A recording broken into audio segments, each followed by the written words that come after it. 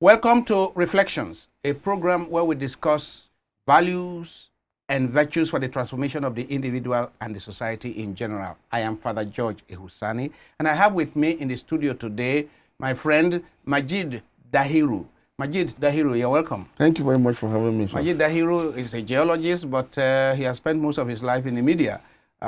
He's a newspaper columnist and public affairs commentator that we see in the media commenting on newspaper reports of the day and all kinds of things. And what I know Majeed for is that he has a lot of passion for Project Nigeria. He has a lot of passion for our national integration. He has a lot of passion for our peaceful coexistence. This is how we became friends. And I have brought Majeed to the studio for us to discuss the challenge of national integration. Nearly 60 years of independence, haven't gone through a civil war, a bitter civil war, and several military interventions by coups.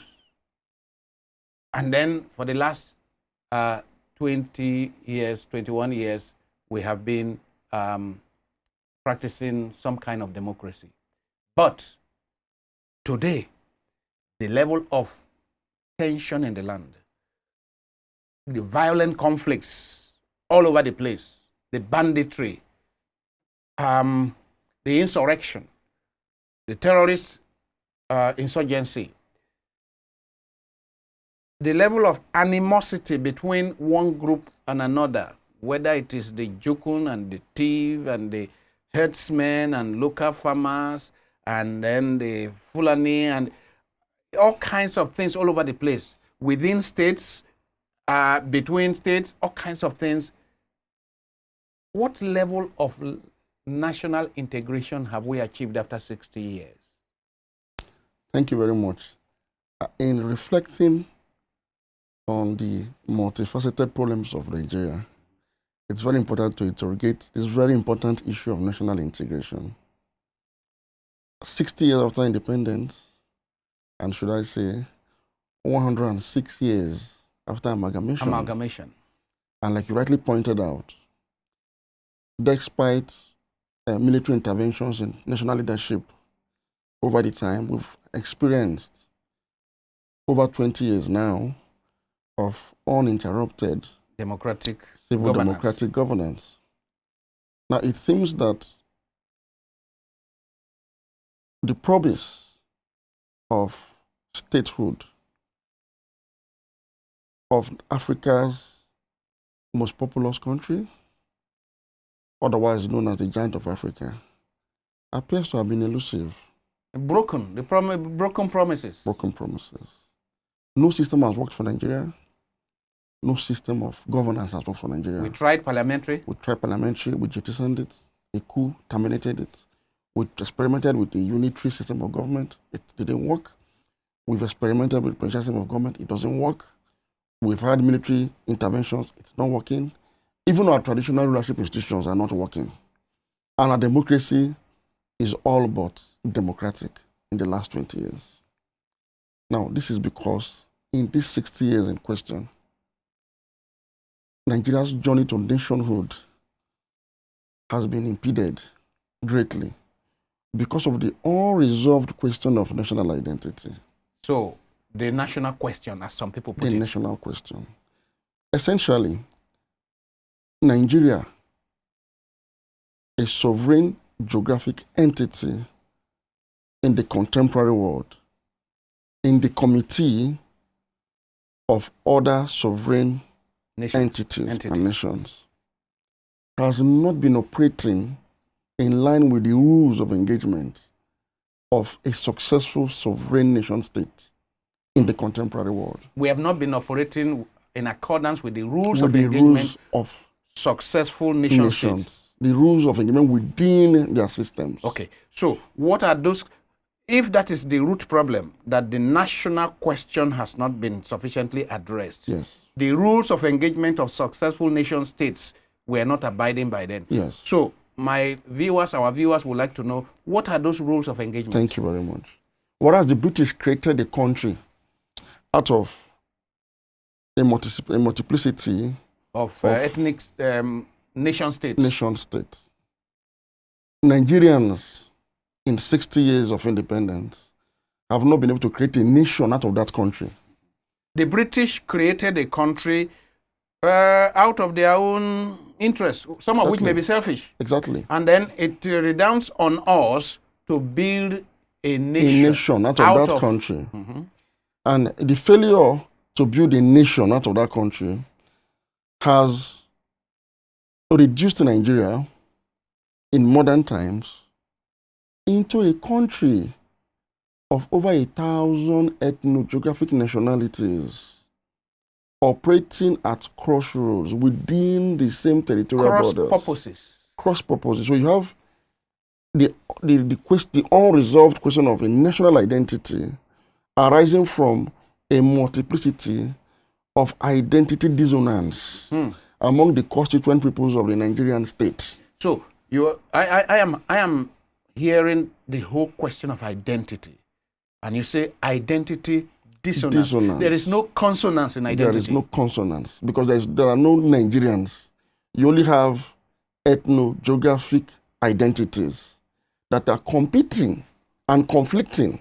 Are you saying that there are few people in this country who have an emotional relationship with Project Nigeria, but who there are few, but that there are more people who have an emotional relationship with the fact that I am Igbo, I am Hausa, I am Fulani, I'm Tiv, that the emotional attachment to those older identities is stronger.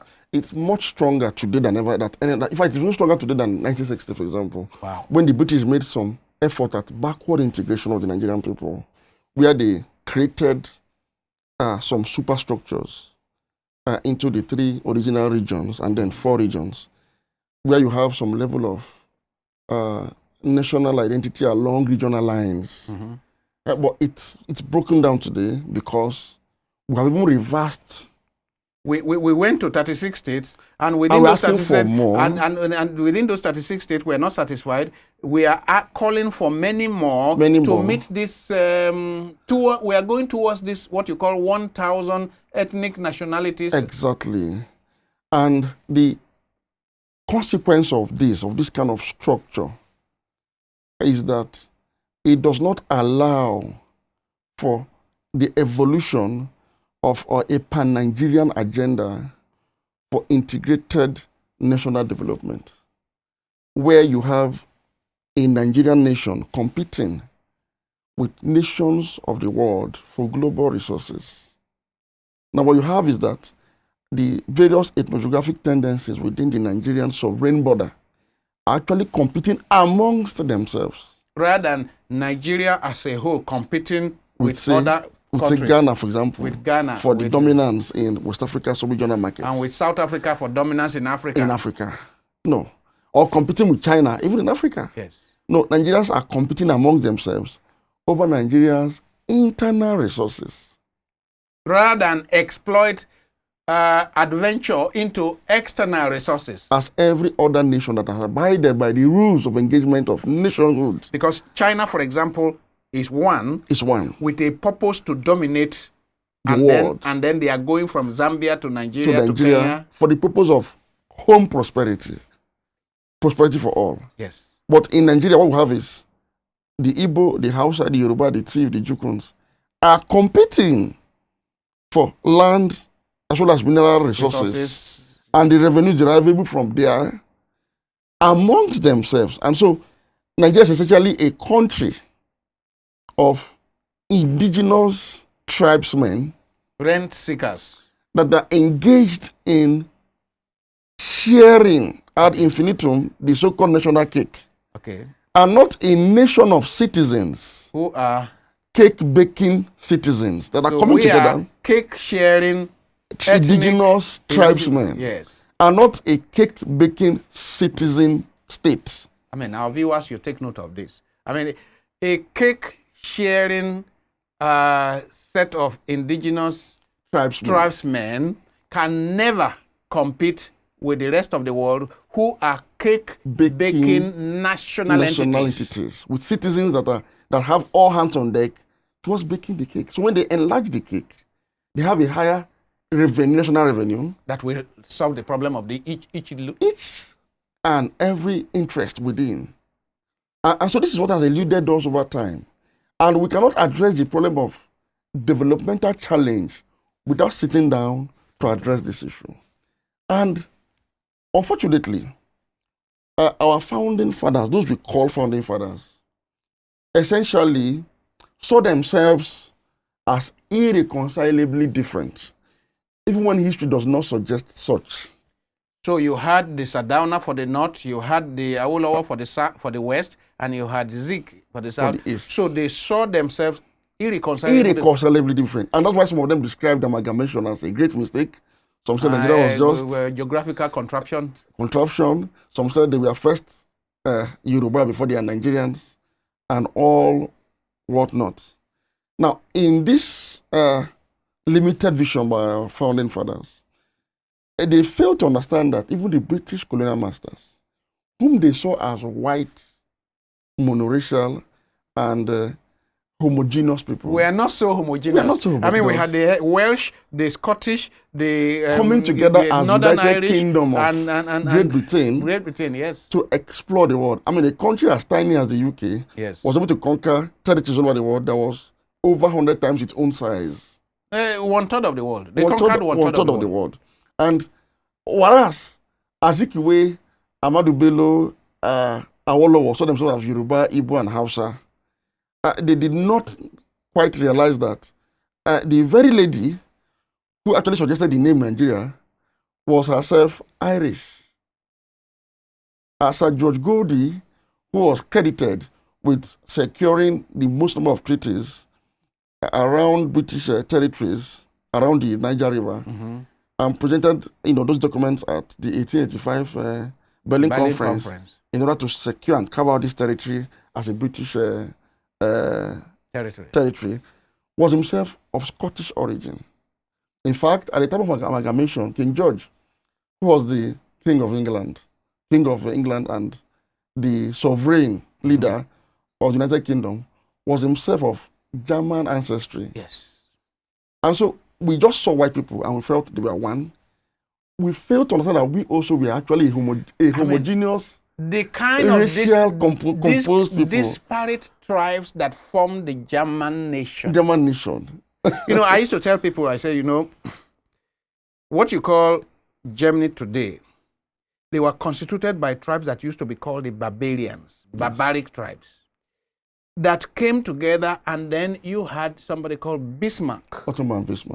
Ottoman Bismarck brought them together, and after the war, the Second World War, you had Konrad Adenauer as the first president that brought them together once again.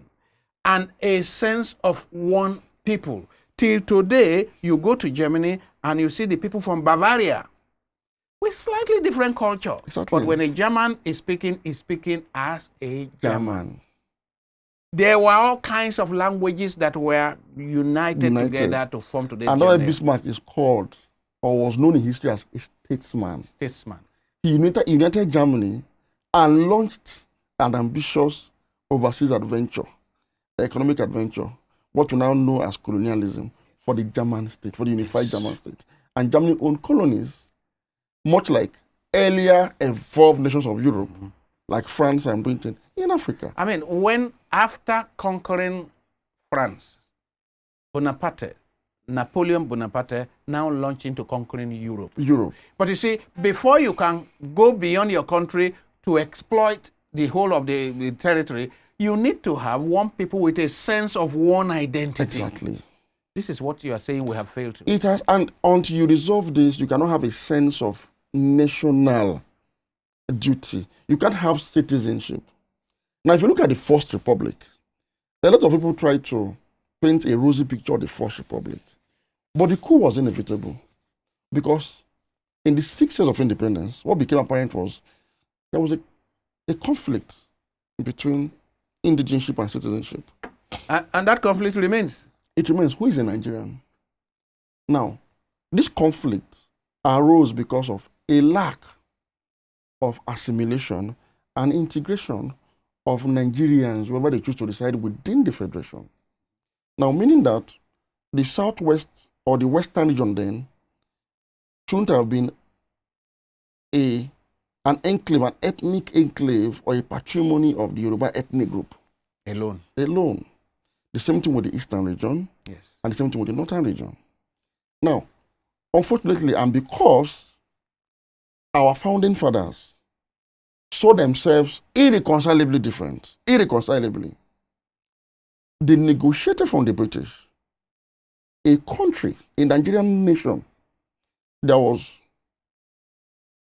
carved along ethno-geographic fault lines. With laws that are different. That are different. So you have the federation, the regional structured federation, carved rigidly along ethnic and geographic fault lines. Yes. That didn't allow for the process of assimilation and integration of Nigerians from where they choose to reside. This is the ingredient that has been missing. This is the core of the rules of engagement of successful nation states. So this is very critical in our discussion, that from the very beginning, the rigid carving out of subnational entities along ethno-geographical lines. Now, and then a situation where people who came from other ethno-geographic entities into this place were seen as non-indigenous. They couldn't assimilate. So it created a dichotomy. So you had clear identity structure called regions, but not a very clear identity structure called nation. And because of this lack of integration, even within the regions, you have provinces. Yes. Provinces were also carved along ethnic geographic. And so before long, the internal contradictions began to manifest. So you have Nigerians, due to the indigenous settler dichotomy, that are outsiders inside their own country. And because... And there were no... Wait a minute. And there were no processes for them to become citizens.